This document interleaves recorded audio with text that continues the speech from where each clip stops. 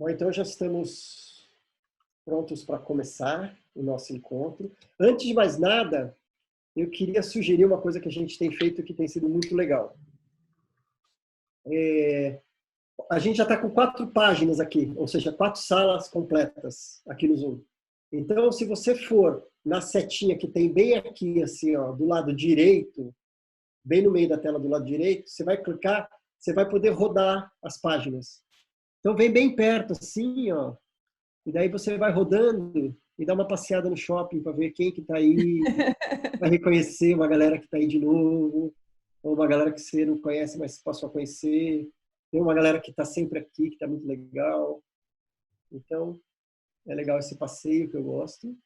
Ah, Uma outra bacana. coisa Mas que tem um monte de gente que não tem fotinho. então, esse povo tem um povo mais tímido, né? Que daí não abre a câmera. Então, quem quiser, abre a câmera. Não deixa só o nome, não, para a gente se ver. É mais legal. Já vi a Sheila aqui, minha amiga. Ó, o Tá? Peçanha, tá Peçanha aí. tá aí, Ivana tá aí. Um monte de gente. Isso é ótimo. Outra coisa que está muito legal é o seguinte. Eu quero que vocês vão no chat embaixo, sabe o campo que tem o chatzinho? Comece a escrever o nome da cidade que vocês estão. Só o nome da cidade. Goiânia, Sampa, Aracaju, Natal, Floripa, Belo Horizonte, BH. Ixi, Maria, eu já perdi. BH, Rio, Salvador, Floripa, Rio de Janeiro, Campinas, Suécia, Opa! Varantana, São José dos Campos, Recife, Florianópolis, Brasília, Goiânia, Machado, BH, Lavras, Oratório, Macaé, Rio de Janeiro, Jaguariúna, Porto Alegre, Belo Horizonte, Brasília, Varginha. Tati, bloqueia as pessoas que estão falando, por favor. Varginha, Jaguariúna, Porto, Rio de Janeiro, Poços de Caldas, Brasília, Lavras, Pernambuco, Porto Ferreira, Santos, Cotia, Salvador, Juiz de Fora, São Paulo, Campinas, Jaboticabal, Feira de Santana, Cabo de Santo Agostinho, Vitória, Itaioataba, Aracaju, Curitiba, opa, tem um pessoal pega lá, pega cá, São Paulo, Aracaju, Monterrey, México, São Paulo. Olha que maravilha. Hoje já incluiu México e incluiu Suécia. A gente tinha tido só Espanha, Portugal e Estados Unidos. Agora já tem. Mas ainda a minha meta não foi alcançada. Eu quero ter num call alguém de Oiapoque e uma pessoa de Chuí. No mesmo Zoom. Estou pedindo, uma hora vai vir. Imagina que sucesso que vai ser isso. Cajuru aqui, o Peçanha. Né? Peçanha. Peçanha, Cajuru. Então tá bom. A Sheila tá aí. Tá Agora que Ok. o pessoal vai abrindo as câmeras, a gente vai reconhecendo também. E para começar também, outra coisa que eu quero fazer é o seguinte, essa pesquisa que eu fiz, perguntando uma palavra que você está sentindo, né, neste momento do que a gente está vivendo. Então, para a gente sentir a temperatura do que está aqui hoje, nessa sala agora de sentimentos. Então, tem esperança, tem reflexão, principalmente, reflexão e esperança, é o que mais tem de sentimento hoje nesse grupo. Mas também tem renascimento, tem incerteza, tá com pessoas confusas, inseguras, com liberdade, desespero, um momento de ressignificar, valorizar, um pouco de ansiedade. Então, só para saber que isso está presente. Tá? Então, para começar, eu gostaria muito de agradecer Luda Dalto, Claudinha, duas queridas, por terem aceitado o convite para a gente falar sobre esse tema que é tão importante. Nunca o Testamento Vital foi tão vital. E a Lu me falou hoje, né, Lu, que hoje é o dia... Fala um pouco do que é o dia. Hoje é comemorado nos Estados Unidos e no Canadá o Dia Nacional do Planejamento Antecipado de Cuidados. Existe isso. Ela falou que coincidência. Eu falei, não é nada coincidência. Tudo é uma baita sincronicidade. Eu gostaria de agradecer sempre o Instituto Olga Rabinovich, que é um instituto que apoia e patrocina esse sarau e que ajuda a fazer com que ele aconteça. Então, sempre nosso agradecimento infinito a eles. E gostaria de apresentar oficialmente, então, a Luciana Dadalto, fundadora do portal Testamento Vital e do Rentev, autora de livros e artigos científicos sobre o tema no Brasil, doutora em Ciências de Saúde pela Faculdade de Medicina UFMG e mestre em Direito Privado pela PUC Minas, sócia fundadora da Dadalto e Carvalho Advocacia e Consultoria em Saúde, e hoje a referência, a maior referência que a gente tem no assunto no Brasil sobre testamento vital. A Claudinha é médica gaúcha, formada ginecologista pela Santa Casa de Porto Alegre, fez mestrado na Unicamp, MBA no INSPER e, após período de trabalho em gestão de pacientes oncológicos graves e de alta complexidade, se apaixonou pela área da dor e cuidados paliativos. Em 2011, fez a pós-graduação de cuidados paliativos pelo Pallium. Em 2013, a de dor pelo Einstein. E desde 2016, se dedica exclusivamente a essas áreas, já tendo feito parte das equipes do IBCC, a C. Camargo, ICESP, Oswaldo Cruz, e no momento é preceptora e professora na pós-graduação de dor do Einstein e médica assistente da Casa Humana Home Care, da doutora Ana Cláudia, especializada em cuidados paliativos na cidade de São Paulo. Além disso, idealizadora e co-apresentadora do Palicast, que é um podcast sensacional, administradora do Grupo de Cuidados Paliativos Brasil no Telegram e do site Encontro Cuidados Paliativos. Ou seja, elas não fazem quase nada, são super tranquilas. Sejam super bem-vindas, é uma alegria ter vocês aqui, é muito importante. Eu acho que realmente esse tema que a gente colocou, nunca o testamento vital foi tão vital para tudo isso que a gente está vivendo. E eu gostaria, Lu, eu até coloquei aquele material que você me mandou, já no comecinho, para as pessoas começarem a saber. Mas só para a gente colocar todo mundo na mesma página, eu sei que você já deve ter falado isso pelo menos umas 2 milhões de vezes, mas rapidamente, assim, só para a gente colocar todo mundo na mesma página. O que é o testamento vital? Bom, o testamento vital é um documento, então a primeira coisa é uma coisa escrita, tem uma formalidade em que a gente vai dizer como é que a gente quer ser cuidado quando tiver com uma doença ameaçadora da vida. Eu costumo dizer que o testamento vital é a nossa voz para quando a gente perder a voz. A ideia é que a gente possa dizer para as pessoas, para os nossos familiares, para os nossos amigos, para as pessoas da nossa confiança e para os profissionais que vão cuidar da gente, o que é importante para a gente, né? E por isso é muito comum, Tom, as pessoas sempre perguntam aí, falam assim, então vai sair daqui, nós temos quantas pessoas? 99 pessoas. 99 pessoas vão pedir, queremos um modelo de testamento vital. Isso é talvez uma das coisas que eu mais escute. E eu sempre digo que, assim, eu tenho muita dificuldade com o modelo, porque o modelo, ele é uma camisa de força. E aí ele não deixa a nossa pessoalidade aparecer, né? Naquele modelinho que você marca X. Então, os testamentos vitais que a gente tem assim, ao redor do mundo, os modelos que tem e que são considerados melhores, eles sempre começam com uma parte muito aberta, em que o paciente diz, né, o que a pessoa diz, quem ela é, quais são os valores dela. Porque eu vou ser bastante exaustiva no documento, dizendo, eventualmente, se eu gostaria de ser entubada ou não gostaria, enfim, algumas coisas assim, mas a gente sempre sabe, né? A gente sabe que vão ter situações que não vão estar ali. Então, quando o profissional que tem que decidir está diante de uma situação que eu não pensei, ele precisa olhar para mim. E como é que ele vai olhar para mim?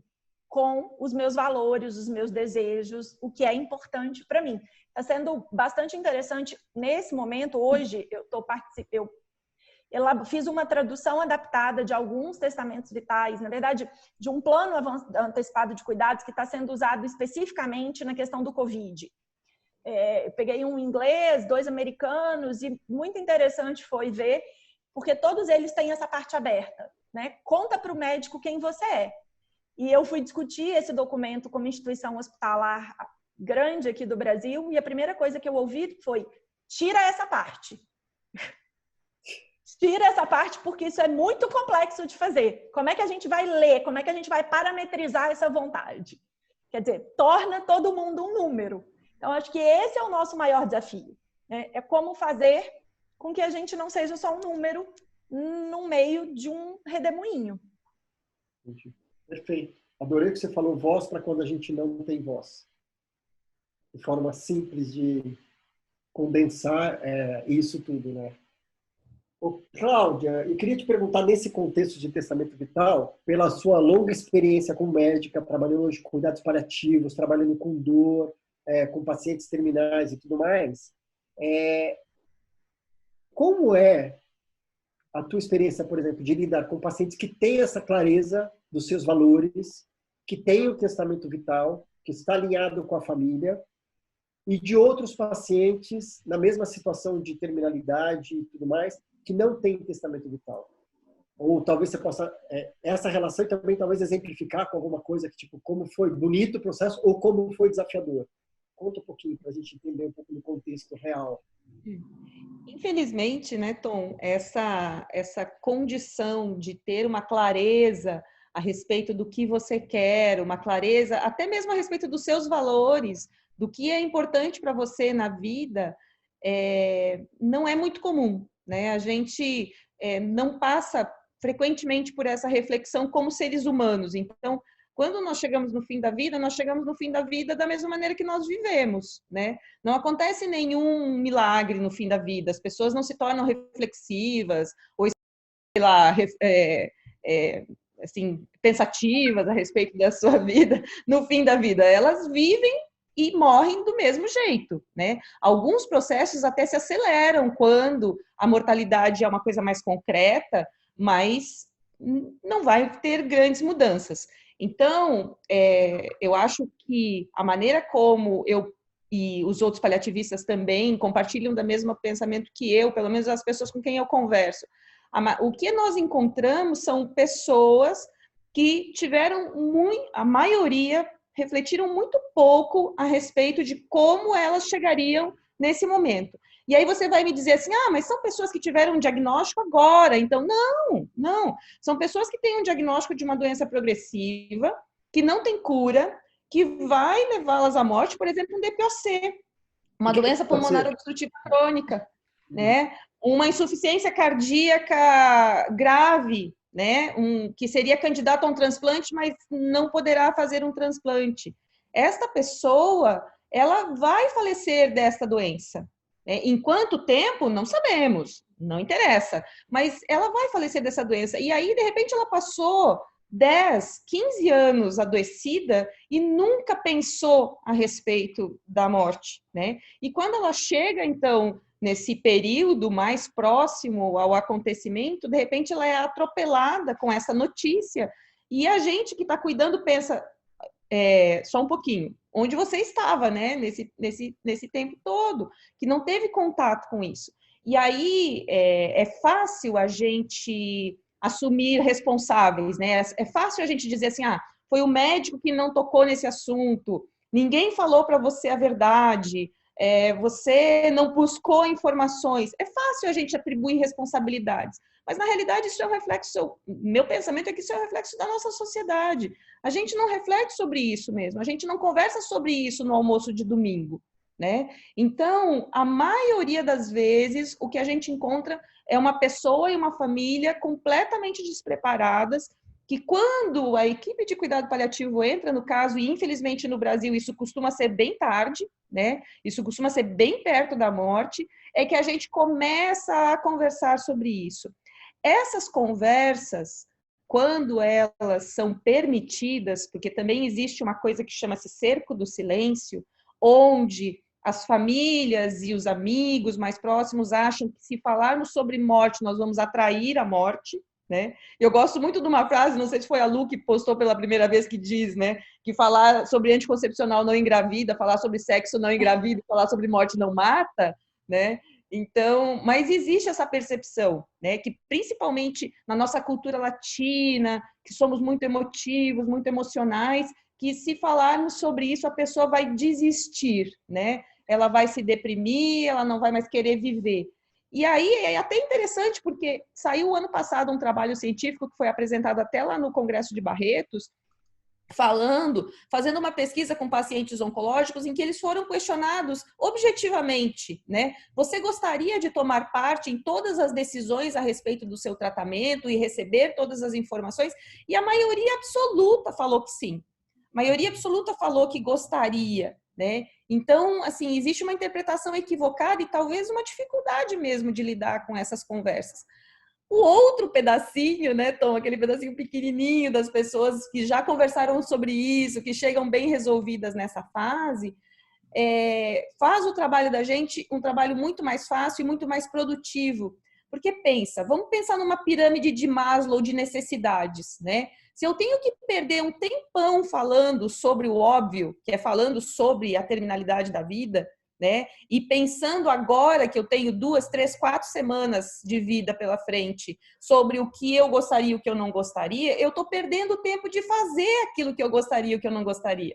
Se eu já tivesse eu teria uma outra energia, né? A minha energia estaria sendo direcionada realmente para vivenciar essas experiências de uma forma mais presente, de uma forma mais aberta, de peito aberto. Né? Entendi.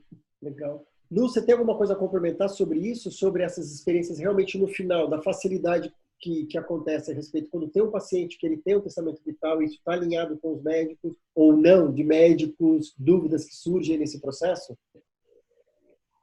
Eu acho que, assim, o que eu percebo é que mais importante, obviamente, é extremamente importante que esteja alinhado com a equipe de saúde como um todo, mas o problema maior acontece quando não existe alinhamento da pessoa com os familiares e com os amigos, enfim, com as pessoas de confiança.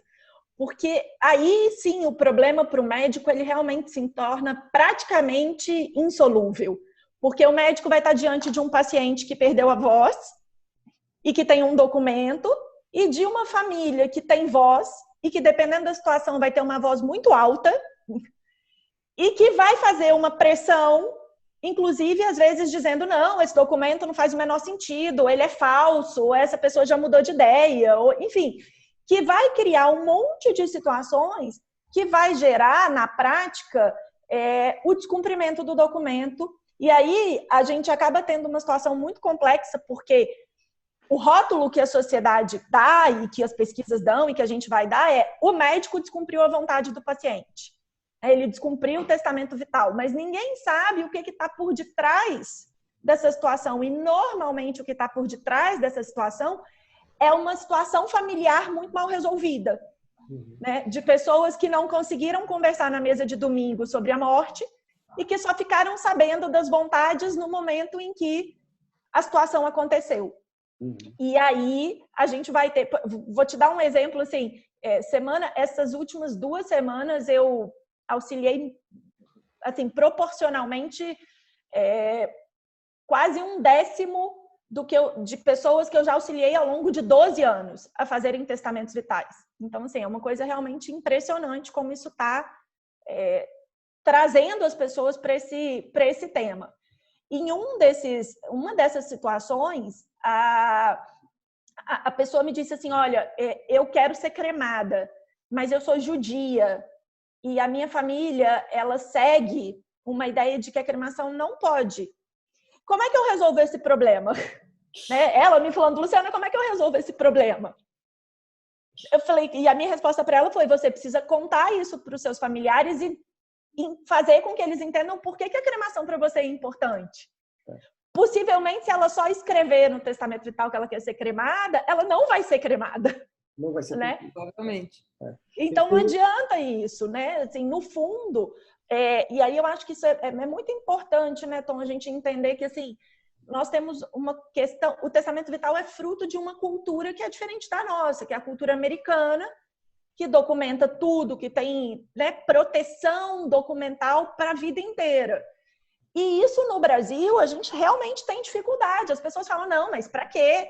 Né? A tal do falar de boca, não, mas eu já conversei, eu já falei, eu já palavrei. Por que então eu preciso escrever?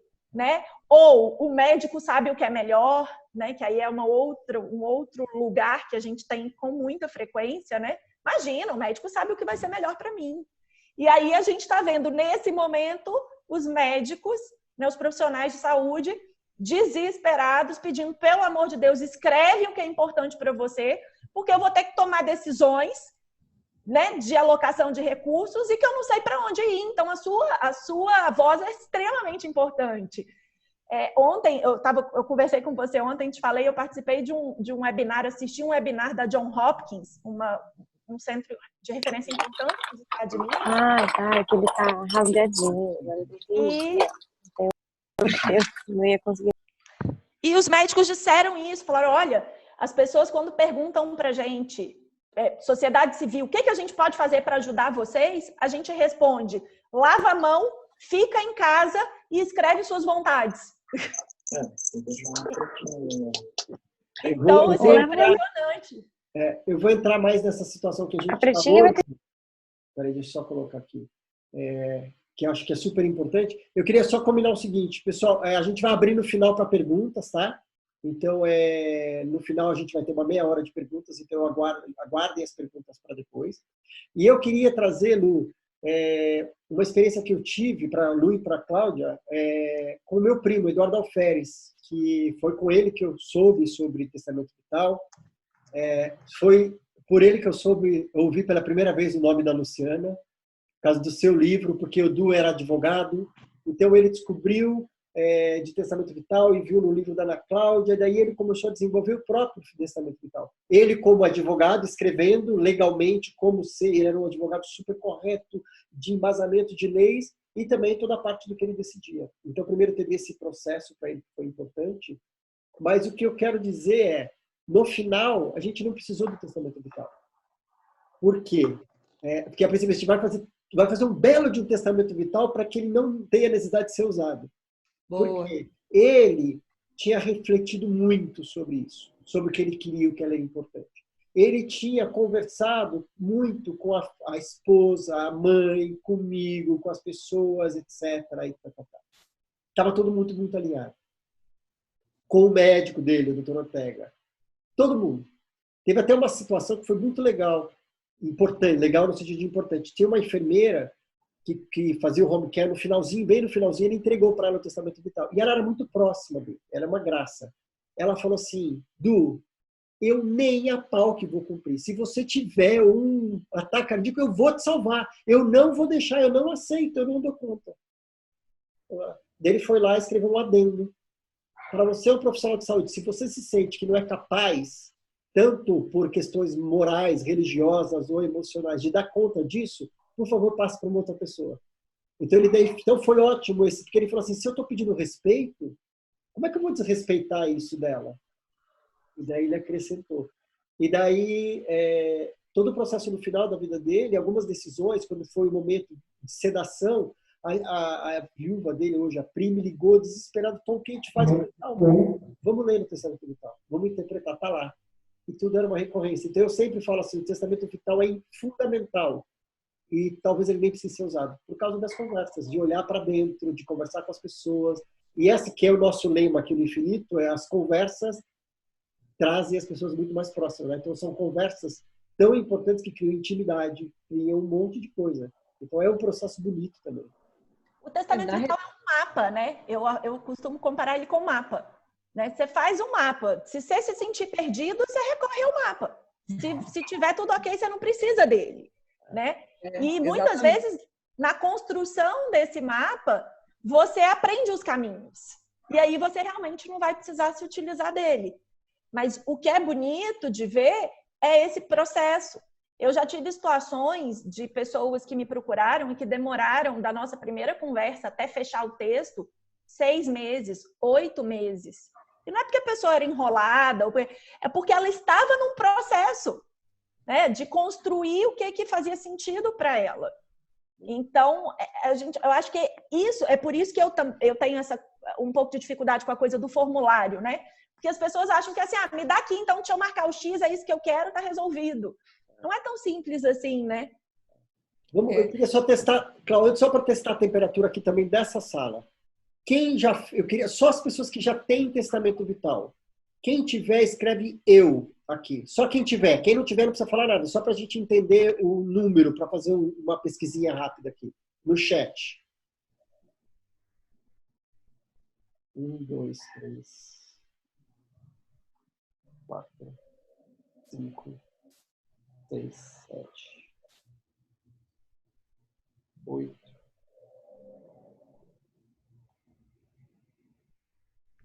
8 pessoas. 9. Vamos falar. Tá bastante. 10%. Tá. Mais ou menos 10%. Tá bastante. Então, mas é que essa amostra é viciada, né? É viciada. Totalmente Aqui viciada. foi um monte de convertido já. Totalmente viciada.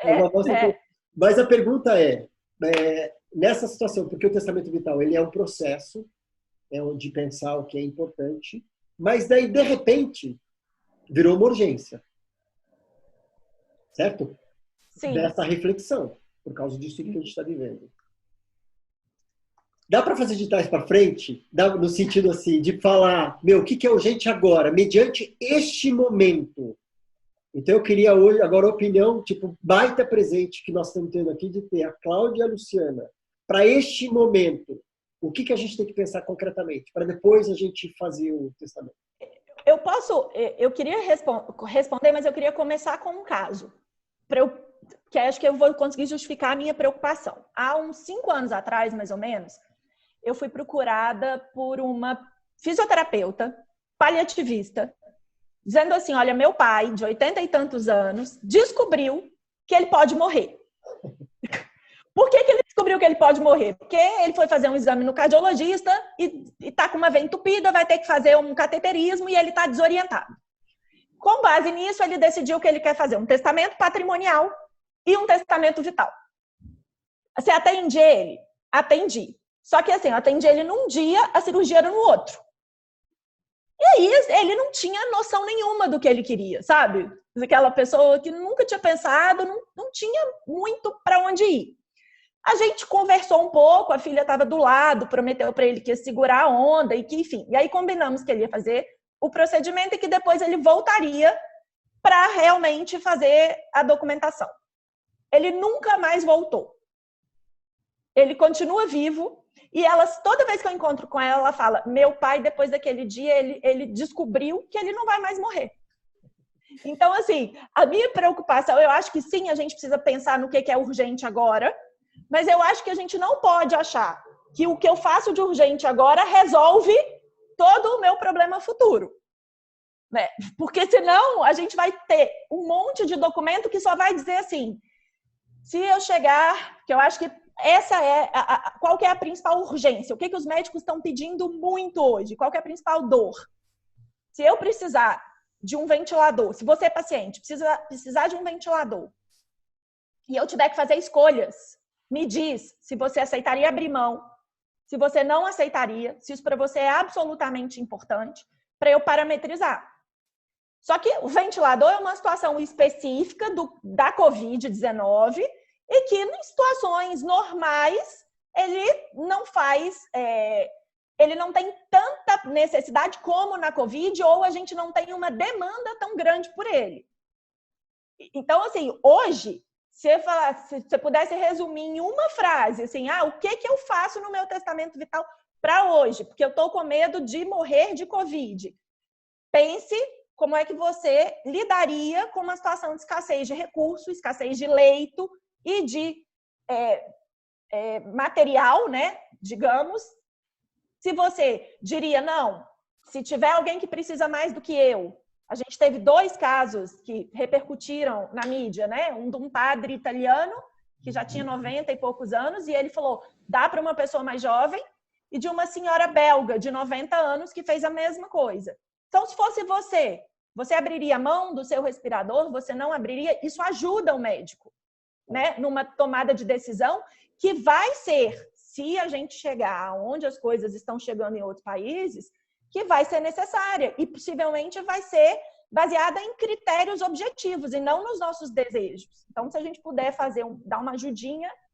Cláudia, nos ajude então a entender melhor isso. Vamos assumir que aqui ninguém entende nada para tomar essa decisão, porque se eu te falar, eu abro mão, o que isso efetivamente... Eu estou abrindo mão, né? O que eu estou abrindo mão? Um sim é um monte de não, um não é um monte de sim, de sims, né? Então, o que efetivamente isso quer dizer? Porque quem talvez pudesse abrir mão... Explica para a gente melhor o que é esse cenário.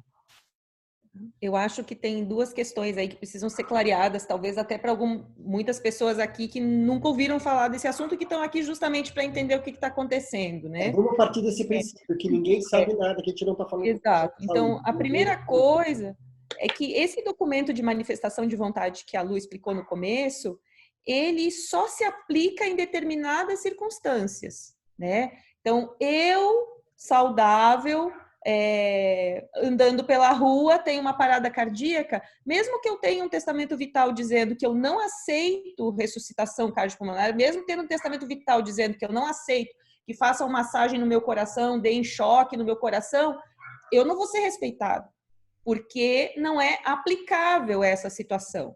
Tá?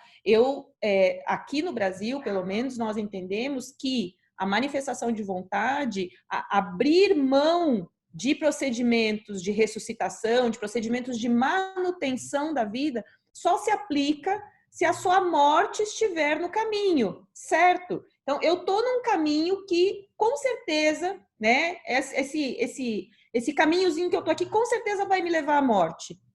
O exemplo mais clássico e mais fácil de ser entendido é o câncer avançado, né? Então, eu tenho um câncer avançado, não metastático, porque cânceres metastáticos eu posso viver muitos anos pela frente, mas eu tenho um câncer que já se esgotou o tratamento, que eu já não tenho mais possibilidades de tratamentos que vão modificar a evolução dessa doença. Já se esgotaram essas possibilidades, ou durante essa jornada eu já fiquei tão fraco, tão debilitado, que a minha qualidade de vida já não é mais digna, né?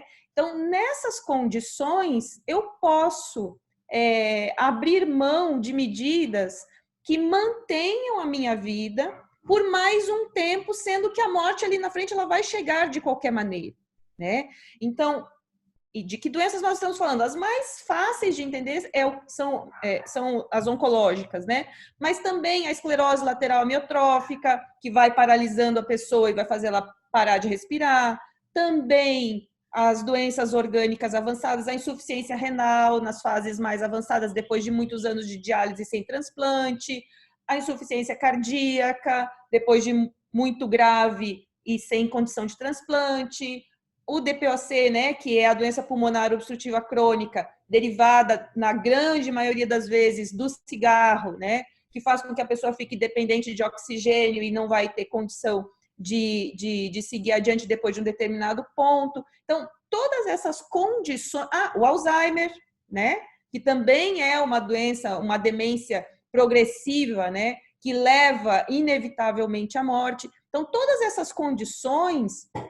elas, se acontecerem na minha jornada, Cláudia, hoje eu sou saudável, mas eu tenho um testamento vital escrito, mas ele está condicionado a essas ocorrências, a essas doenças, né? Se eu não tiver num desses cenários, o meu testamento vital não tem valor nenhum para essa condição, mas existem também as intercorrências agudas, né? Então, por exemplo, eu sofri um acidente de carro, eu bati minha cabeça, e o que sobrou de mim vai me deixar em estado vegetativo para sempre.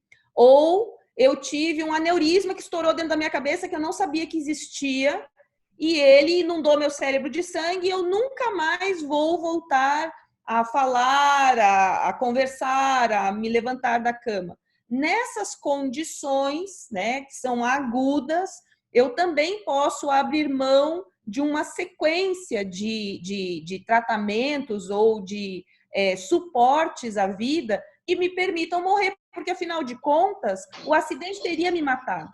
Ele só não me matou porque os bombeiros chegaram lá, porque o SAMU chegou lá e me levou para o hospital. Esse período de eu chegar no hospital permitiu que a equipe de saúde entendesse o que estava acontecendo comigo. Ninguém sabia, quando me tirou de dentro do carro, do acidente, que eu ia ficar nessa condição. Lá no hospital, entenderam que eu vou ficar nessa condição, eu posso também abrir mão dos suportes adicionais e dizer, eu não quero, está escrito no meu testamento vital, eu não quero, né? Porque não tem sentido para mim isso. Então, essas são as condições. E aí veio a Covid-19. O que acontece? Ela é um acidente de carro onde a gente bate a cabeça. Entendeu? Ela pode ser um acidente de carro onde a gente bate a cabeça, ou ela pode ser a aceleração de um processo que já está em andamento. Então, a gente tem aqui dois grupos de pessoas, tá? Um grupo de pessoas já está doente, já está nessa caminhada em direção à morte. Talvez não estivesse tão perto, mas está nessa caminhada. Tem ou é um idoso muito frágil, ou é uma pessoa com alguma dessas doenças que a gente já falou. E aí ela contempla a possibilidade de desenvolver uma forma grave dessa infecção. Ela pode perfeitamente dizer, eu não previa no meu testamento vital essa intercorrência, mas eu previa, por exemplo, que se eu tivesse uma pneumonia, eu não ia querer um tratamento com antibiótico. Se eu tivesse uma complicação maior, eu não gostaria de ir para a UTI. E ele coloca um adendo lá no testamento vital dele, também dizendo que essa intercorrência ele também não deseja. Agora, existe um outro grupo de pessoas que não está doente, que não está não vislumbraria a morte num horizonte próximo, né? Mas que gostaria de dizer no seu testamento vital o que ele gostaria ou não, caso ele fique grave num cenário de falta de recursos, né? Então, este cenário de falta de recursos que a Luciana está falando é o seguinte: a versão grave da COVID faz com que eu não consiga respirar sozinho. Para eu me manter vivo por tempo suficiente para o meu organismo tentar se recuperar sozinho, porque não tem tratamento nenhum que hoje em dia funcione de verdade. Então, o tempo que o meu corpo precisa para se recuperar, ele precisa estar respirando de alguma maneira. E quem vai fazer eu respirar de alguma maneira é um equipamento que chama ventilador mecânico. Esse ventilador é um recurso limitado e que, se acontecer no Brasil o que aconteceu lá fora, não vai ter para todo mundo que precisa. E aí eu posso dizer no meu testamento vital, caso esta situação aconteça, eu desejo que todo esforço seja feito para que eu seja ligado na ventilação mecânica. Ou eu não desejo, né, que isso seja feito pela minha história de vida, pelo meu altruísmo, não importa, né? Isso, de uma maneira muito simples, vai ajudar muitos profissionais de saúde, as equipes de saúde, as instituições, que vão ter que fazer essas escolhas, se não for pela sua vontade, pela vontade de outro. E aqui eu não estou fazendo a apologia de que você deve ser bonzinho e abrir mão do ventilador. De jeito nenhum. Eu quero um ventilador para mim, entendeu? Eu quero muito, se eu precisar, um ventilador para mim. Mas, se ao longo da trajetória do uso desse ventilador, a equipe perceber que eu não vou melhorar, que eu estou só deteriorando, tira e põe no outro, entendeu? É isso que eu penso, mas eu quero. Agora, tem pessoas que têm um outro pensamento, e isso é muito individual, né? Essa coisa não tem como ter fórmula, não tem jeito. Ô, Tom, só me responde uma coisa. Eu posso pescar algumas perguntas aqui agora ou não? Só se você achar que complementa esse pensamento, só para a gente não abrir outra porta, senão não, vai é porque mais difícil. Tá. Só se for complementar a isso. Tá. Então, é porque teve uma pessoa que falou assim, então se a gente pensar que a ideia de fazer um testamento vital é refletir, é pensar quais são os nossos valores, é ter um tempo para a gente se entender, não faria, a princípio, sentido fazer um testamento vital neste momento, numa situação imediatista. Eu costumo dizer que, assim, as pessoas me perguntam muito. Toda vez que eu dou entrevista, o jornalista fala assim, quando que a pessoa tem que fazer o testamento vital? E a minha resposta é sempre agora. Porque a gente não sabe, né? A gente não sabe o dia de amanhã. Eu não sei se eu vou bater o carro e ficar em estado vegetativo, não sei se eu vou ter um aneurisma, não sei. Então, assim, o melhor cenário, efetivamente, não é um cenário agudo como esse do Covid. Não tenho a menor dúvida, ele não é o melhor cenário para isso. Da mesma forma como eu não acho que o melhor cenário é depois que a pessoa descobre um câncer, depois que a pessoa descobre uma demência. Não acho. O ideal seria que todos nós fizéssemos hoje. Por quê? A gente vai ter tempo de pensar, né, de se reconhecer. E aí você vai falar, nossa, Luciana, tudo bem, mas eu vou mudar de ideia. Imagina, Luciana, tenho 36 anos. O meu primeiro testamento vital, feito por mim, eu tinha 28. Eu não tinha filhos, eu não era casada, eu era outra pessoa. O meu testamento vital hoje não é o mesmo do primeiro. Então, eu posso mudar de ideia ao longo do tempo e refazer o meu documento. Fazer um documento hoje para o Covid é fazer alguma coisa num momento de urgência. É o melhor momento? Não, não é. mas a Covid-19 trouxe uma situação que a gente não tinha no mundo. A gente nunca precisou de dizer num testamento vital, diga se você quer ou não quer um ventilador. Isso não consta, né? Nos Estados Unidos, em que esse documento existe desde a década de 60, isso nunca apareceu. Por que está aparecendo hoje? Porque a gente tem uma situação completamente fora do padrão. Então, a ideia de se eventualmente fazer um testamento vital hoje seria para pensar numa situação de pandemia. Passou a pandemia, minha sugestão é refaça o seu documento, né? Pense em todas as outras possibilidades que podem acontecer com você, porque efetivamente muita coisa, né? Um cenário oncológico é completamente diferente de um cenário de demência, que é completamente diferente de um cenário de esclerose lateral amiotrófica, então, que é completamente diferente do cenário da Covid. E por isso que eu fiz aquela brincadeira. Dá para começar de trás para frente? Que é meio que começar de trás para frente. Né? Começa agora para depois fazer. Porque também tem uma frase que eu gosto muito, que eu vi nos Estados Unidos uma vez, é assim, essa conversa, ela sempre parece muito cedo até que já é muito tarde. Né? Tipo, não está na hora, depois eu converso, eu vou postergando, de repente fala, e agora não dá mais tempo de falar. Ou eu não consigo me pronunciar, ou eu não perguntei para o meu pai, ou eu não perguntei para minha mãe. Porque hoje, eu fui adiando, e de repente eu não tenho mais tempo para perguntar. Então, assim, tenho isso em mente. Parece muito cedo, até que é muito tarde. Não, mas eu tô bem em casa, eu estou me controlando, eu estou fazendo isolamento, então não precisa, depois eu faço. Se vier, ele vem rápido, certo, Cláudia? Certo. Covid vem violento. Se vier, vem rápido. Na realidade, essa é uma grande preocupação da gente, né? A grande maioria das pessoas vai ter as formas leves, né? Vai ser uma gripezinha, né? Mas as pessoas que tiverem as formas graves, elas têm o pulmão muito comprometido, sem sentir nada, e é como se fosse um balde que está enchendo. De repente, ele transborda. E aí, quando ele transborda, a gente está falando de pessoas que chegam numa emergência às 8 da manhã e falecem ao meio-dia, porque não conseguiram reverter o quadro de insuficiência respiratória. Então, assim, quando é grave para valer, né? É muito sério. Nós temos no Brasil uma assistência de UTI, né?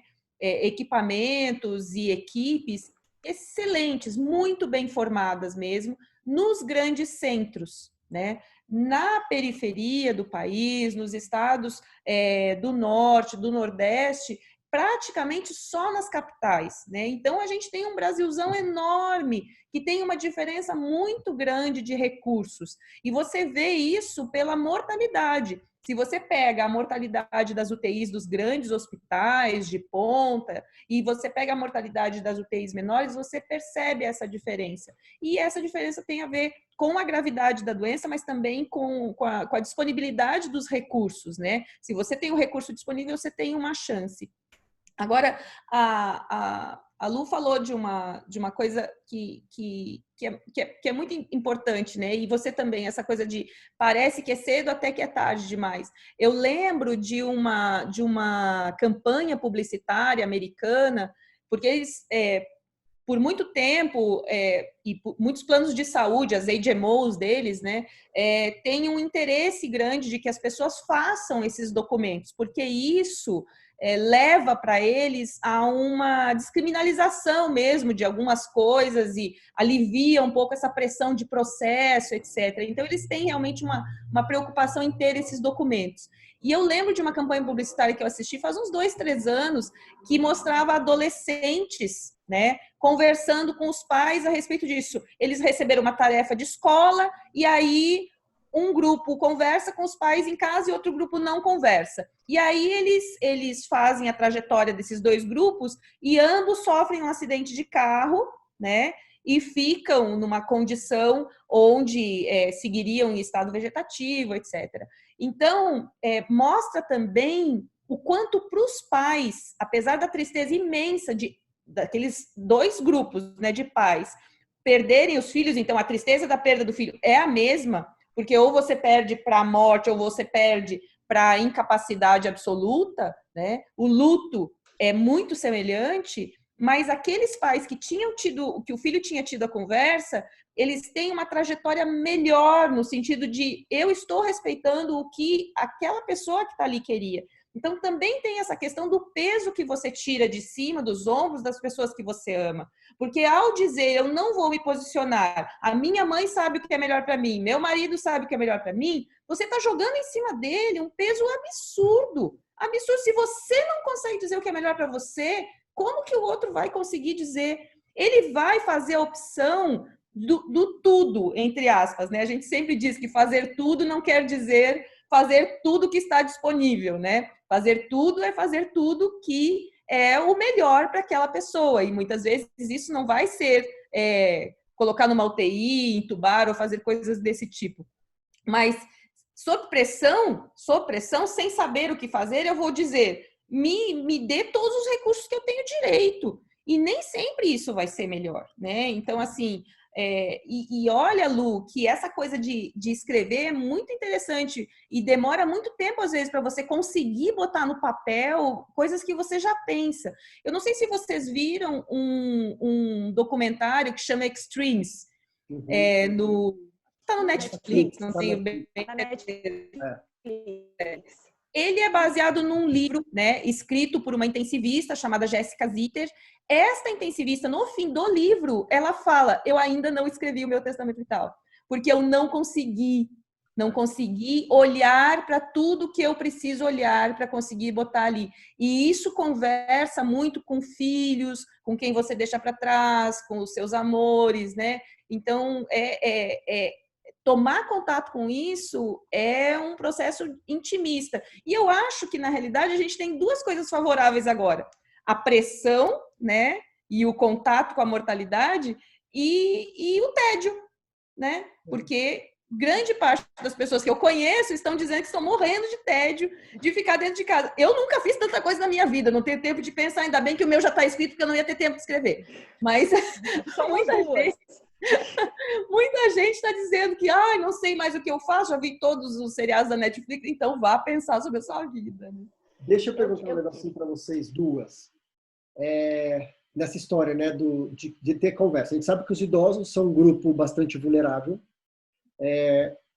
Eu já contei para várias pessoas, já falei sobre isso, sobre a conversa que eu tive com meu pai 1 ano antes dele morrer. Mas foi uma conversa que foi muito importante. E foi muito difícil. Eu ensaiei, mas eu consegui fazer. E eu perguntei, a primeira pergunta que eu fiz para ele foi, pai, você tem medo de morrer? Ele falou, não, eu não tenho medo de morrer. Daí eu falei, mas o senhor acha que já está na hora? Porque daí eu falei no lugar de julgamento, que eu olhando para a vida dele, se eu ver um idoso, acorda, aquela rotina, aquela coisa, eu falei, talvez eu não faça mais sentido. Eu falei, você acha que já está na hora? Já acabaria? Ele falou, não, tô ótimo. Eu ficaria até 90, tô bem. Eu falei, opa, foi o primeiro sinal para mim, de falar, é diferente. Mas daí eu perguntei, e quando não vai fazer mais sentido? Isso uma conversa íntima, eu fazendo a barba dele no banheiro, nada assim, vamos falar. Era uma conversa. Que daí foi entrando numa intimidade. Daí eu falei, mas quando não faz mais sentido? Quando não vai valer mais a pena? Ele falou, se eu não puder mais comer, e se eu for ficar na cama 24 horas, e te usar só de cuidado, daí não vale mais a pena. Daí eu falei, mas tem mais alguma coisa que o senhor gostaria de fazer, então, enquanto está bem? Tem algum desejo, algum sonho, alguma viagem? Ele falou, não. Minha vida foi boa, tô bem. Não. Tá bom. Essa conversa foi muito importante no final da vida dele. Muitas decisões que a gente tomou foi em função dessa conversa a princípio. E não foi uma conversa dura. Não foi uma conversa... E aconteceu. Eu fiquei tentando. Eu brinco que é que nem quando a gente é adolescente e vai pedir alguém em namoro. Você fica planejando, de repente pula para fora da boca. Ai, pedi, e agora? Então foi meio isso. Por que eu estou contando isso? Porque aqui tem muitas pessoas, provavelmente, com pais idosos. E a gente está vivendo este cenário. Né? Que se o idoso ele for contaminado, daí vai para tudo aquilo que a Cláudia falou, talvez a necessidade dele passar para o respirador. Vocês acham que esse tipo de abordagem funciona? É importante a gente abrir essa conversa com nossos pais, com nossos avós, nesse sentido, falar... Principalmente também para abrir essa conversa. Você está com medo de morrer? Porque o que mais se fala é assim, idoso você vai morrer, idoso você vai morrer. Então eles estão sofrendo com isso. Primeiro perguntar, Você está com medo de morrer? Você acha que já chegou a hora? E se acontecer, vai ter que fazer... Você acha que vale a pena ser, ou o senhor acha que a gente cuida do senhor de outra forma? Senhor, senhora e tudo mais. Eu trouxe isso para ilustrar, eu queria ouvir de vocês duas, antes da gente abrir as conversas. Ô Tom, assim, eu acho que quando a gente toca na questão do idoso, especialmente nesse cenário, a gente está falando de uma situação super delicada que eu acho que só isso rendia mais 1h30 de conversa. Pode fazer. Porque tem uma discussão bioética praticamente pura, assim, eu tenho estudado isso absurdamente nessas últimas 3 semanas, que é utilizar ou não utilizar o critério de idade para alocar esse recurso escasso. Ou seja, eu vou falar para o senhorzinho de 90 anos de idade, mesmo que ele esteja rígido, mesmo que ele esteja bem, vou falar, não, eu não vou te dar o respirador porque eu vou salvar a vida de um menino que tem 20 anos. Então, assim, e o que a gente tem percebido é que, assim, os primeiros protocolos que foram publicados internacionalmente traziam esse critério. Esse foi o critério usado na Itália, o corte na Itália foi 80 anos, e que agora, com um pouco mais de tempo, a gente está conseguindo entender que, peraí, não é assim. Né? A gente não pode discriminar a idade e que o corte seja esse, mas em razão do tanto de notícias que a gente já teve, né, dessas situações já terem sido faladas, a gente está com uma população idosa no Brasil extremamente alarmada.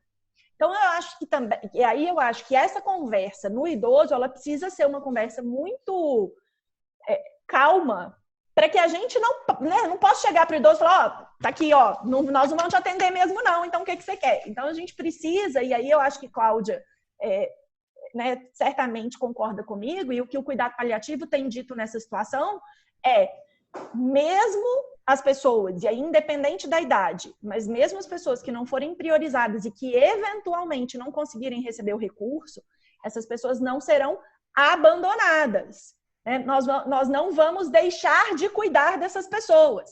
Elas serão cuidadas. Não dar um recurso não significa jogar a pessoa para fora do hospital e falar, você vai morrer na rua míngua. Né? Nós vamos paliar, nós vamos tentar fazer o possível para que ela não sinta dor. E também não significa necessariamente que ela vai morrer. Né? Eu acho que isso é uma coisa que é preciso ficar muito claro. E o que eu gostaria, para quem está aqui assistindo e que eventualmente vai sair daqui, vai pensar em ter essa conversa, eu só queria deixar isso claro, que a gente precisa tomar cuidado com a forma como a gente vai levar isso para o idoso, porque os relatos que eu tenho tido de psicólogos, de psiquiatras, é que o sofrimento do idoso está muito grande, porque ele está sentindo uma pressão social, né? Que está dizendo para ele, tá vendo? Ó, se isso acontecer com você, você não é mais importante para a nossa sociedade, a gente vai te deixar morrer. E a coisa não é e não pode ser dessa forma. Para não ser, né? Para não ser dessa forma, é preciso que haja um adiantamento nessa discussão que a nossa sociedade está patinando para ter, né? Você sabe, né, Luciana? A gente vem falando sobre isso já há algum tempo. Existe uma resistência geral das pessoas, um pensamento mágico de que aqui no Brasil não vão faltar recursos e nós não precisaremos ter essas conversas difíceis, né? Mas o que a gente está vendo é que a coisa, assim, está batendo, a água está subindo, já está na altura da coxa, né? Então, o que você falou é muito certo, né? O idoso, ele hoje em dia, a geriatria olha para a pessoa acima de 60 anos e não olha para ela pela idade, olha para ela pela robustez, né? O quão frágil e o quão robusto ele é. Então, a idade como um corte puro não tem nenhum sentido do ponto de vista médico. Eu posso ter uma pessoa de 20 anos muito menos produtiva do que uma pessoa de 80. Os anos produtivos pela frente é um outro conceito, mas a produtividade dela, ou até o sustento que ela oferece para uma família, é uma coisa muito diferente. Uma pessoa de 80 anos pode prover um sustento para 10 pessoas, enquanto que uma pessoa de 20 anos não provê o sustento para ninguém. Né? Então, eu acho que existem várias questões aí envolvidas. Por que os países lá fora, principalmente a Itália, precisaram tomar essa decisão? Porque porque eles não tiveram tempo para pensar. Tempo. Quando eles viram, não tinha mais ventilador e eles tinham que tomar uma decisão rápida. Eu acho que provavelmente qualquer um de nós teria tomado essa mesma decisão, né? É fácil você olhar para trás e dizer assim, podia ter acontecido assim, assado. Mas a gente precisa olhar para exemplos de outros países, como a Bélgica, por exemplo, onde o número a mortalidade entre idosos é extremamente alta sem faltar ventilador. O que está acontecendo? Os idosos estão morrendo dentro das instituições de longa permanência, dentro dos asilos, casas de repouso, sem sequer receber assistência, sem sequer ter essa discussão se ele vai ser transferido e vai receber assistência lá na frente. O que está acontecendo exatamente lá, a gente não sabe. A cultura é muito diferente. Pode ser que esses idosos já tivessem manifestado vontade de que não queriam ser atendidos. Não sei, a gente aqui só vai fazer conjecturas superficiais. Mas existe uma miríade de coisas que estão acontecendo e me preocupa muito essa questão das instituições de longa permanência. A gente tem um monte de idosos numa condição de extrema fragilidade, numa condição super exposta, porque entra o vírus lá dentro, ele mata todo mundo, né? A mortalidade dentro de instituições de longa permanência na França, na Itália, na Espanha tem sido absurda, né? E a gente está aqui também conversando sobre isso sem tomar nenhum rumo, né? No Canadá também, na Holanda o governo está ligando para os idosos e fazendo a pergunta do respirador. Se eu tivesse 80 anos, eu estaria em crise existencial, na realidade, né? Porque você vem fazendo socialmente um trabalho para valorização dos idosos, para respeito dos idosos, para dignidade de vida dos idosos, etc. E, de repente, a sociedade como um todo exclui essa faixa etária. Se tiver que escolher, a gente escolhe os mais jovens e pronto, né? Então, essa é uma discussão bioética muito ampla, difícil, e que realmente a gente não vai chegar numa conclusão. E que ninguém está querendo botar a mão no vespeiro aqui no Brasil, né, Cláudia? Não. A gente sabe, ninguém está querendo. Para fechar só, o fato de você ter 90 anos, ou 85, ou 80, não significa que você já pensou sobre sua morte. Que isso fique bem claro. Né? Porque a gente acredita muitas vezes, poxa, mas ele já é tão idoso, né? Ele já deve estar pensando sobre isso, o assunto vai ser mais fácil de ser abordado. Não. Muitos nunca vislumbraram essa possibilidade. Eu acho que esses dois pontos são fundamentais que vocês trouxeram, tudo isso que vocês falaram. O meu ponto é esse grande elefante branco que está no meio da sala dessas pessoas, do filho com seu avô, do... Não. Então, como abrir essa conversa? Porque ela precisa acontecer, então não no sentido de convencimento, não use, mas para eu preciso ter essa informação sua, para que a gente cuide de você da melhor forma possível, inclusive com o respirador. Então é como a gente abre essa conversa para tirar esse elefante, que ele está. Eu tenho certeza que aqui, se eu perguntar quem tem um elefante no meio da sala, vai aparecer um monte de gente aqui. Eu acho que a maneira que você escolheu, perguntando a respeito do medo da morte, eu acho que essa é uma maneira que dá uma escuta. Né? A segunda pergunta vai depender da resposta da primeira, né? E como isso se desenrola, porque é essa delicadeza que a Lu falou, né? Dependendo da velocidade que você tocar essa conversa, a pessoa vai se sentir na obrigação de dizer abra mão do ventilador e pronto. O que eu percebo, assim, o que eu já vi de relatos de pessoas que dizem que conseguiram conversar, especialmente nesse cenário, é falando sobre si. Então, começando falando, nossa, olha, deixa eu te falar, se for comigo... Né? Ou eu vou fazer... Eu tive pessoas que me procuraram e falaram, Luciana, eu estou fazendo o meu, porque eu quero que o meu pai faça o dele. Então, eu vou começar por mim, para começar a conversa a partir daí, falando, pai, olha o que eu fiz, vamos conversar sobre isso? Então, eu acho que talvez, ao invés de eu dizer para o meu pai, para o meu avô que o problema é dele, é eu me colocar como personagem e falar, olha, eu preciso pensar nisso. Vamos pensar juntos? Né? Vamos conversar, talvez seja uma perspectiva, porque eu realmente tenho medo dessa conversa que eu vi o jornal e aí falaram que um monte de idoso está morrendo, e aí falei, pai, então, você está velho? E aí? Como é? Né? Eu acho que a gente tem que realmente tomar esse cuidado e entender, e eu acho que é isso que o Testamento Vital faz de alguma forma, e foi muito interessante que, assim, ontem, né, nesse webinar que eu estava assistindo, um pediatra oncológico disse o seguinte, ele falou, olha, eu não concordo com esse critério dos anos de vida, né, de falar, mas é porque o idoso já viveu mais anos de vida, porque a morte não escolhe para quem ela aparece. Então, eu posso, obviamente, ter uma pessoa com 25 anos que morra eventualmente. Então, assim, não é... A gente precisa sair, e eu vejo isso, Tom, mesmo no testamento vital, fora do contexto da Covid. Quem faz testamento vital no Brasil são pacientes oncológicos, 90% pacientes oncológicos e idosos. É muito difícil eu ser procurada por uma pessoa que não é profissional de saúde, porque profissional de saúde também, né, às vezes, mas é muito difícil uma pessoa completamente leiga, que nunca passou por nada disso, falar, estou pensando sobre minha morte. Então, a gente precisa conseguir trazer esse pensamento para nós, independente da nossa idade, independente de qualquer outra coisa. E essa também é uma das grandes intenções dessa conversa. Inclusive, pessoal, entre hoje e amanhã, a gente está colocando no Instagram, estou fazendo um projeto, eu, com a Luda Dalto e a doutora Ana Cláudia Quintana, Caso Humana, Testamento Vital e Infinito, que é um começo dessa provocação. Que não é um testamento vital, é uma forma, como é que a gente traduz isso numa provocação, numa linguagem? Então, vocês vão seguir, um desafio que a gente está vendo a linguagem e vai ter isso, só para provocar. Então, vocês que estão já sensibilizados com isso aqui, já comecem a pensar, então vocês vão acompanhar. O que eu queria sugerir? A gente vai abrir para perguntas, mas o que todas as pessoas têm pedido é a gente dar um intervalinho de 2 minutos para ir no banheiro, não tem fila, certo? Então, para 2 minutos para ir no banheiro. Eu vou colocar mais uma pergunta aqui para vocês irem respondendo para a gente fazer uma outra nuvem de respostas, tá bom? É só uma outra para vocês responderem. 2 minutinhos para o banheiro e a gente já volta. Pegar um café.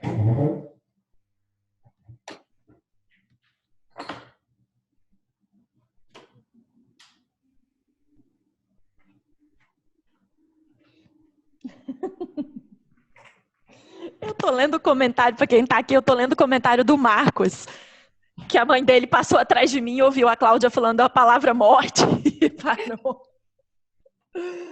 Ai.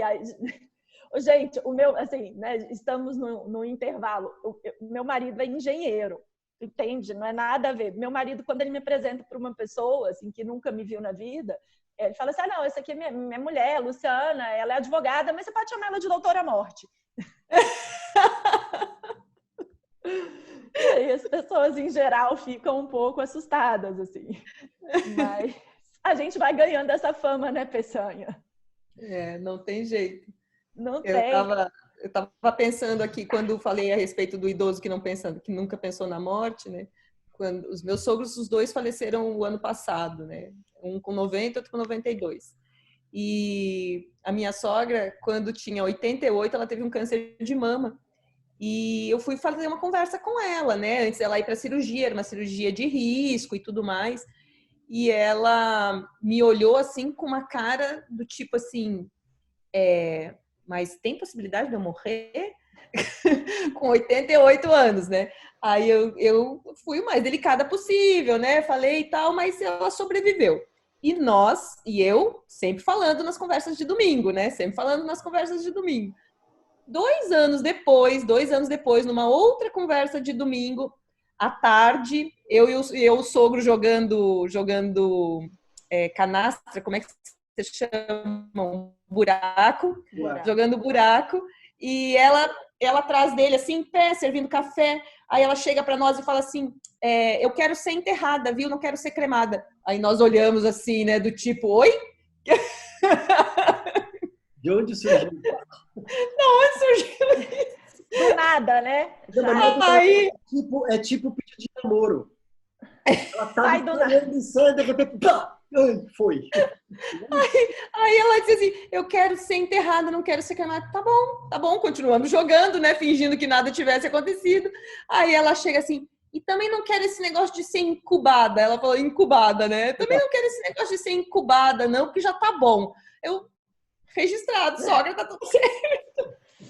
Ô, Tom, deixa eu só fazer um adendo, senão eu vou perder essa história. Alguém aqui falou alguma coisa assim, a Maria Alice, para quem não tem acesso a procurar assistência, né, de como iniciar, Existem várias formas, só para deixar claro, eu tenho algum medo de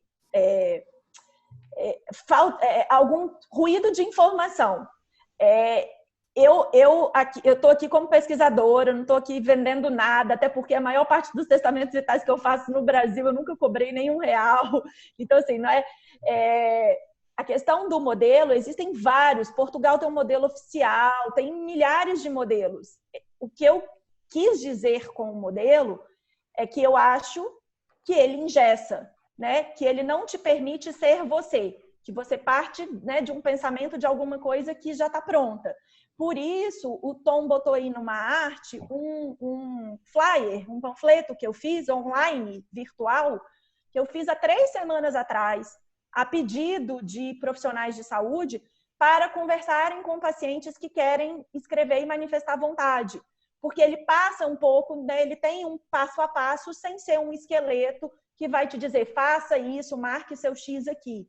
Né? Então, acho que só para deixar isso claro, assim. Então, que a minha dificuldade com o modelo, até porque eu não posso ser hipócrita, a minha tese de doutorado em 2013 foi a proposta de um modelo para o Brasil. Um modelo que eu, particularmente, nem considero aplicável hoje já. Mas é dentro dessa coisa, a gente muda, o modelo é uma coisa muito estática. Então, é só para fazer esse parênteses. Deixa eu ver se eu consigo. Não consigo. Eu ia anexar aqui, mas eu não consigo anexar no chat. Bom, vamos abrir... Se vocês entrarem no meu Instagram, no link lá da bio, vocês conseguem baixar, e no site Testamento Vital, lá no blog também tem. Eu estou vendo as pessoas perguntando aqui. Legal. E tem um para o médico também, que eu fiz com uma paliativista. Ótimo. Vamos abrir para perguntas? Podemos? O que eu queria, se alguém preferir falar, a gente pode tem ser 20 minutos, mais ou menos. Se alguém Posso falar, Tom? Deixa eu só passar uma orientação. Quem for falar, que seja muito objetivo. Porque uma pergunta, a gente conta toda uma história, quando a minha avó, blá, blá, blá, blá, blá, blá, e daí não faz a pergunta. Eu quero saber da pergunta, porque a gente tem muita gente para perguntar. Tá? Então, bem objetivo. Tá bom, eu só queria fazer um depoimento rapidinho, vocês falando todas essas coisas de morte. É que eu ouvi do outro dia o Infinito, acho que com a Luciana e com a Sabrina. Infinito não, Finitude. Finitude. Isso. Eu decidi fazer um teste e colocar na minha timeline no Instagram o meu desejo se acontecesse comigo, sabe? Primeiro para deixar público, porque, como eu até postei aqui, eu já conversei. Eu perdi minha mãe 4 meses atrás e ela foi tratada paliativa e a morte, então, é um assunto que não é tabu mais na minha casa. Então, eu vim passar com meu pai a quarentena para não deixá-lo só. E a primeira coisa que eu fiz, minha irmã já estava aqui, a gente já sentou e já conversou. E aí? Se acontecer com a gente, o que a gente quer? Então, é muito tranquilo, isso já está acordado, mas eu falei, bom, e se acontecer com nós todos, e o que vai acontecer? Então, eu fui fazer um teste e fui postar no meu Instagram, olha, gente, é isso que eu quero que aconteça. 4 pessoas, eu tenho mais de 500 seguidores. 4 pessoas se manifestaram. É impressionante quando você posta alguma coisa que fale mas de morte, 4 pessoas se manifestaram. Então, assim, era só para dar para vocês esse feedback de que as pessoas assustam quando se posta uma coisa. Mas está ali. A gente sabe. É o elefante, nós estamos acostumados. Mas assim, foram vocês que me ajudaram, viu? Muito obrigada. Eu queria agradecer porque vocês que me estimularam a ir lá falar, olha, para todo mundo, se algum dia acontecer alguma coisa, é isso que eu quero que aconteça. Então, obrigada. Legal. Imagina. Obrigada. Pergunta. Ô, Tom, eu posso só... Tem uma pergunta que repetiu várias vezes aqui. Sim. E ela é técnica, eu vou tentar explicar muito rápido, que é a diferença de testamento vital e diretivas antecipadas. Boa. Tá? Então, só para deixar claro, diretivas antecipadas são um gênero de documentos, são documentos de manifestação de vontade do paciente. Quando esse documento, né, quando o objeto desse documento é sobre o fim de vida, a nomenclatura que se dá é o testamento vital. O que acontece é que os Estados Unidos, na lei americana, que é de 1990, eles conheciam só 2 tipos de diretivas antecipadas em 1990, que era o testamento vital, o Living Will, e um outro que se chama Durable Power of Attorney for Healthcare, que é basicamente uma procuração para cuidados de saúde. A ideia de que eu não quero decidir, mas eu escolho, eu falo para o Tom, quem vai decidir por mim vai ser você. Isso está na lei de 90. E aí, nos Estados Unidos, se convencionou chamar o documento que junta essas 2 coisas de diretivas antecipadas. Só que nos últimos 5 anos, os americanos têm mudado essa perspectiva e têm reconhecido outros tipos de documentos, de diretivas, como as diretivas para demência, que são um documento especificamente para a situação de demência, as diretivas psiquiátricas para pacientes que têm doenças psiquiátricas e que não têm absolutamente nada a ver com fim de vida. Hoje, as ordens de não reanimação, que aqui no Brasil a gente ainda não tem nada sobre isso, e até mesmo o plano de parto, que também não tem nada a ver com fim de vida, tem a ver com começo de vida, tem sido enquadrado dentro do conceito de diretivas. Então, o que é diretivas antecipadas de vontade? Documentos que uma pessoa manifesta antes de acontecer alguma coisa com ela, como ela quer ser cuidada. Quando essa manifestação anterior é para finitude, é para o fim da vida, eu tenho um testamento vital. Mas essa confusão é uma confusão que existe porque o Conselho Federal de Medicina, no Brasil, o nosso conselho daqui, em 2012, quando ele publicou uma resolução sobre o testamento vital, ele chamou de diretivas antecipadas de vontade. E aí a gente tem uma confusão que vai permear toda essa discussão. Hoje, inclusive, fala-se muito pouco no nome do documento, mas fala-se em planejamento antecipado de cuidados, que é essa ideia de que a gente entender não como um documento, mas como um processo de planejamento que pode ou não desaguar na feitura de um documento. Desculpa, falei muito, mas era só porque teve muita gente aqui perguntando. A dúvida está aqui, a gente está com a maior especialista aqui, a gente tem que ouvir. Quem mais? Perguntas? Tinha uma pergunta aqui a respeito do canal da equipe de cuidados paliativos para a construção do testamento vital, né? Então, eu acho que aqui cabe um esclarecimento, né? Uma coisa é esse documento que é o testamento vital que a Lu estava falando, né? E a outra coisa é o planejamento avançado de cuidados, né? Então, muitas vezes, durante os atendimentos de um paciente em cuidados paliativos, ou mesmo numa clínica qualquer, um geriatra, um oncologista, não importa, pode haver uma discussão, né, a respeito do que é importante para o paciente, do que não é importante, e essa construção pode terminar na construção, na feitura, né, do testamento vital. Mas, por vezes, o processo do planejamento de cuidados, ele por si só já garante, não garante, né, mas ele já direciona melhor a família e a equipe para o tipo de cuidado que o paciente vai desejar. Então, a resposta é sim. Toda equipe de cuidado paliativo tem no seu escopo fazer esse tipo de discussão. Por vezes, não dá tempo, né? Porque a gente vai precisar de um mínimo de intimidade com essa pessoa e com essa família para introduzir esse assunto. A gente é bem experiente, sabe fazer isso em 5 minutos. Eu já falei isso em outras palestras. Sim, se precisar, a gente faz, mas a gente sabe que não vai ser a melhor coisa do mundo, né? O ideal é que exista um vínculo, que já exista uma confiança do paciente na equipe, para que ele não se sinta pressionado ou não se sinta até traído, porque de repente ele estava passando até semana passada com um médico que nunca tinha conversado com ele sobre isso, e ele se sente agredido, né? Por essa possibilidade, como se a gente estivesse desistindo dele. Essa é um cuidado que a gente precisa ter sempre. Jesus, tem muita pergunta aqui, Tom. Nós não vamos conseguir responder tudo, não.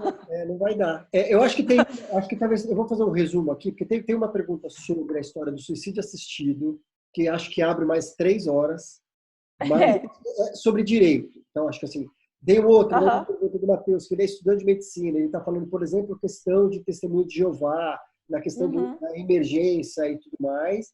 E a outra é, o que fazer se o médico não quiser cumprir a vontade? Então, acho que as 3, elas levam à questão do direito do paciente. Talvez elas mais, tenta resumir. Olha, tem gente fazendo propaganda aí de um curso que eu tenho. Eu tenho um curso online para profissionais de saúde. Olha, assim, de forma bastante sintética. Nós vivemos em um país em que a autonomia não é respeitada. Isso significa que eu não tenho... Ponto, né? Então, isso significa que eu não posso escolher o suicídio assistido, nem a eutanásia. Eu não acho que nós vamos poder isso tão cedo. Também não acho que é o momento de fazer isso. Eu acho que só dá para discutir isso numa sociedade em que a gente tenha um cuidado paliativo universal, que eu tenho certeza que as pessoas são atendidas de forma correta, que elas não vão ser abandonadas terapeuticamente, que ninguém vai morrer sem receber controle de sintoma. Aí vou fazer uma outra propaganda. Tem um programa no YouTube, Quebrando o Tabu, que participou eu, Ana Cláudia Arantes, Ana Mi e um pastor para discutir eutanásia. Então, acho que vale super a pena, é uma discussão bastante interessante. Lá no meu Instagram, vocês vão ver um monte de coisa. Eu já acompanhei um suicídio assistido numa organização suíça. Então, eu tenho alguma experiência sobre como as coisas funcionam lá fora, mas apesar de ser uma pessoa completamente favorável a esse tipo de autonomia, eu acho que não é a hora dessa discussão no Brasil. A questão do testemunho de Jeová, vou dar uma notícia jurídica. Essa questão está no Supremo Tribunal Federal, tá? Já tem uma ação no Supremo Tribunal Federal pedindo que o STF reconheça o direito dos testemunhos de Jeová a recusarem tratamento, mesmo que sugere a morte deles, entendendo que cada um sabe o que é melhor para si e desde que seja maior de idade, capaz, entenda quais são as consequências da renúncia, isso é possível. O que fazer se o seu médico não quiser cumprir o testamento vital? Bom, se possível, troque de médico, primeira coisa. Segunda coisa, mas pode ser que não seja possível, né, Cláudia? Seja numa situação iminente. Aí é realmente uma situação bastante complicada. Por isso é importante você ter alguém para lutar pelo seu testamento vital, né? Alguém que você confie e fale para essa pessoa, fica aí com a minha vontade, para você brigar, e aí essa pessoa pode brigar levando a situação para o diretor técnico do hospital, pedindo um parecer para o comitê de ética do hospital, e numa situação absolutamente extrema, a judicialização é sempre um caminho. Mas um caminho do qual eu, apesar de ser advogada, acho que a gente precisa a todo custo tentar evitar. E a gente só vai evitar isso com educação. A gente precisa falar sobre isso. A gente precisa que os profissionais de saúde entendam a importância de seguir a vontade do paciente. Não é capricho, não é o paciente querendo saber mais do que o profissional, é o entendimento de que quem sabe o que é melhor para cada pessoa é a própria pessoa. Eu acho que a Lu já falou bastante sobre isso. Eu só vou fazer um pequeno recorte, que mais uma vez, talvez todas as pessoas que estejam aqui não tenham esse conhecimento, né? Os cuidados paliativos, eles são a área de atuação dentro da medicina que prevê, né, o cuidado das pessoas que têm uma doença progressiva, ameaçadora da vida, e é um cuidado voltado para a pessoa, para a qualidade de vida da pessoa. Ele é uma camada extra de cuidado. Então, ele não substitui o tratamento curativo, ele não substitui os outros tratamentos que a pessoa eventualmente ainda esteja fazendo, como uma quimioterapia, uma radioterapia, como uma reabilitação pulmonar, no caso de um DPOC, ou o uso de drogas, no caso de uma insuficiência cardíaca, ou a diálise, no caso de uma insuficiência renal. Ele não é necessário que você abra mão dessas terapias para que você tenha acesso ao cuidado paliativo. O que o cuidado paliativo faz é, ao longo da trajetória dessa doença, conseguir olhar para essa pessoa e entender, dentro das escolhas possíveis para o tratamento dela, quais as que fazem mais sentido para a vida dela, quais as que fazem mais sentido para dar mais qualidade de vida para aquela pessoa.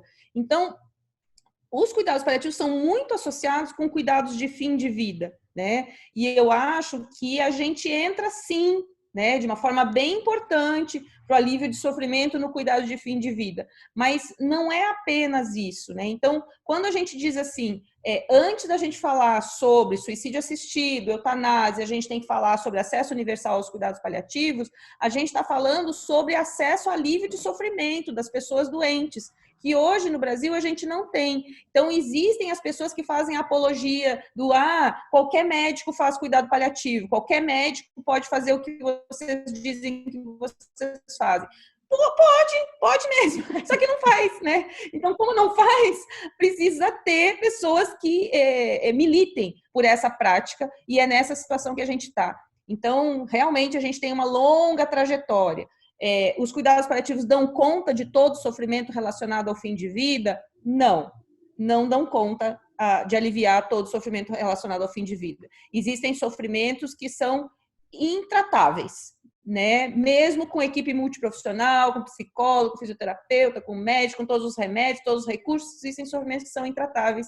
E a gente não vai dar conta deles, mas paciência, se a gente der conta de todos os outros 95%, a gente já está muito bem obrigado, né? E o percentual é muito pequeno, né, Cláudia? Assim, o percentual de pessoas que não conseguem ser tratadas ou que estão nessa linha da intratabilidade, ele é muito pequeno. Eu acho que isso é muito importante. Quando a gente fala, mesmo na Bélgica, na Holanda, na Suíça, países em que o suicídio assistido é permitido, no caso da Suíça, nos demais, a eutanásia e o suicídio assistido, são países em que a gente tem um percentual pequeno que opta por essa medida, né?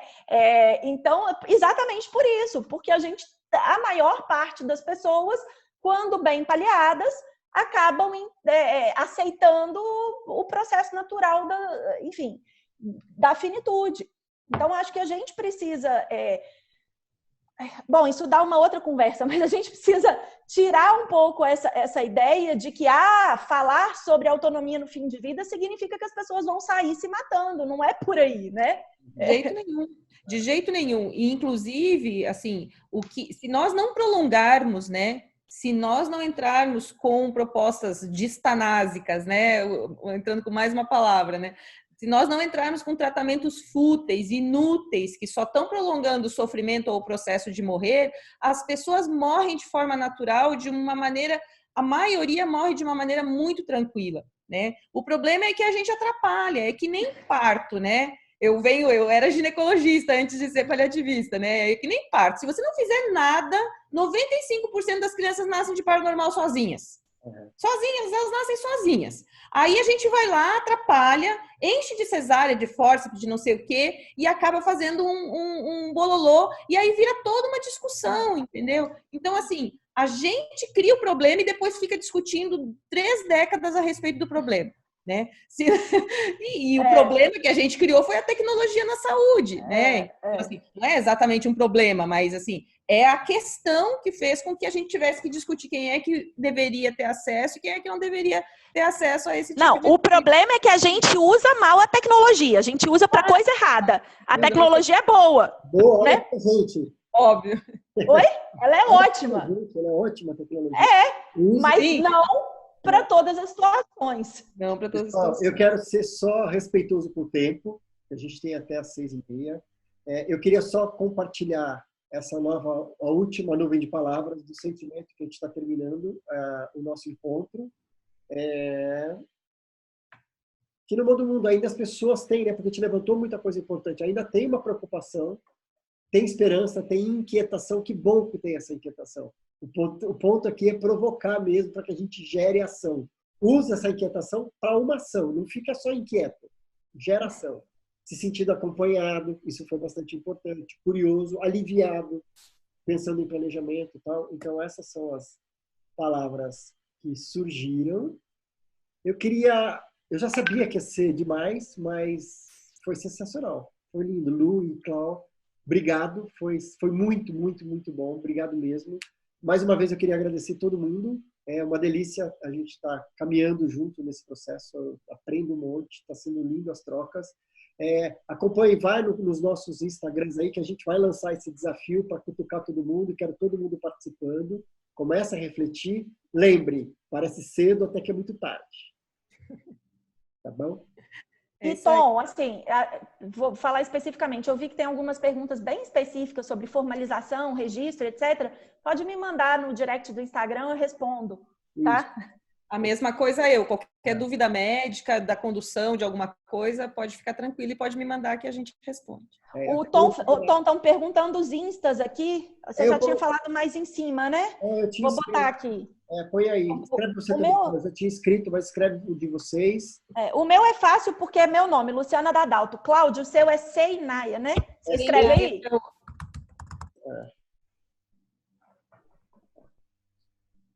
Pronto. Acho que você não deu enter, Cláudio. Dei. Deu? Não apareceu aqui, não. Ah, tá reservadamente para Sheila. É que você tem que tirar. Você tem que botar no everyone. Everyone, todo mundo. Assim. Everyone. Para todos. Aqui. Isso. Sim, vai ficar gravado. Amanhã a gente sobe no canal do YouTube. Todas as conversas estão subindo para lá. Do Rodrigo, que teve um problema que não gravou bem, mas a gente está tentando resolver e vai subir. Mas quase todas estão lá. Então, isso aqui segue. Chama a gente para ver junto. Já quem tiver com o tempo ocioso, assista de novo. Chama mais gente, faz grupo de discussão. Tá bom? Legal. Obrigado. Até a próxima. Nos vemos. Obrigado, Tom. Obrigada pelo convite. Claudinha, obrigada pela parceria de sempre. Beijo. Obrigada, Tom. Tchau, tchau. Tchau.